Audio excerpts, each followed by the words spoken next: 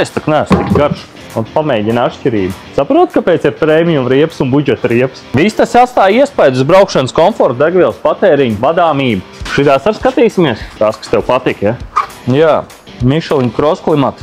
2. paudze. Kas ir īpatnējs šim te protektoram? Šis protektors izskatās ļoti rūpšs un ka viņš būs ļoti nekomfortabls, skaļš vai vēl nezinu kāds.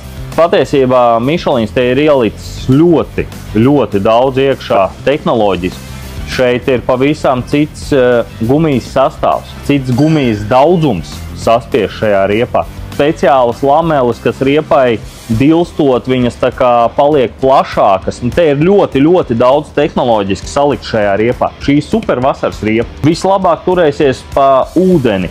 Labi piemērota rudeņiem, agriem pavasariem. Nu, pieņemsim, tā kā mums arī pašreiz vēl ir ārā, kad ir +10 vienā dienā, nākošajā ir +5, aiznākošajā ir +17 un tās temperatūras lēkā. Šī riepa ir ar visiem M+S marķējumiem, kalniņa sniegpārsliņi, viss, kas ir nepieciešams. Ledus nav viņas stiķīgi. Gari nobraukumi, komfortabla braukšana, ideāla riepa. Ziņu raidījuma vadītājs ir noguris, iesim darīt kaut ko citu.